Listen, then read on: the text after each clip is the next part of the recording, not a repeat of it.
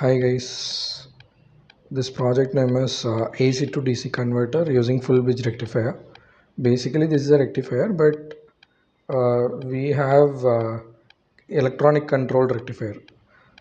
இது வந்து நம்ம வந்து நார்மலாக நம்ம பிரிட்ஜ் ரெக்டிஃபயர் கேள்விப்பட்டிருப்போம். அது வந்து ரெடிமேடாக இருக்குது. யூஸ்வலாக பார்த்தீங்கன்னா ஃபார் எக்ஸாம்பிள் இதுவும் வந்து ஒரு ரெக்டிஃபயர் தான். இது ஏசி டிசியாக மாற்றும். பட் இது வந்து அனலாக் பேஸ்டு. பட் நம்ம இங்கே வந்து டிஜிட்டல் பேஸ்டு ரெக்டிஃபயர் நம்ம பண்ணியிருக்கோம். ஸோ இங்கே வந்து ஏசி சோர்ஸ் இன்புட்டாக கொடுத்துட்டு டிசி சோர்ஸ் வந்து அவுட்புட்டாக எடுக்கிறோம். இதுதான் இதோட லாஜிக்கு.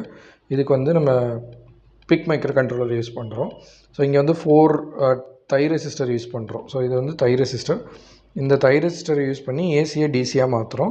ஸோ இது ஆப்ரேட் ஆகணும் அப்படின்னா பேசிக்காக இதுக்கு வந்து கேட் பல்ஸ் கொடுக்கணும்.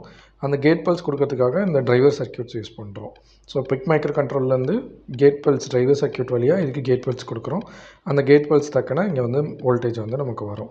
ஸோ பேசிக்காக இங்கே வந்து நம்ம இந்த டிரான்ஸ்ஃபார்மர்லாம் பார்த்தீங்கன்னா 12 வோல்ட் இன்புட் கொடுப்போம். 12 வோல்ட் ஏசி இன்புட்டு.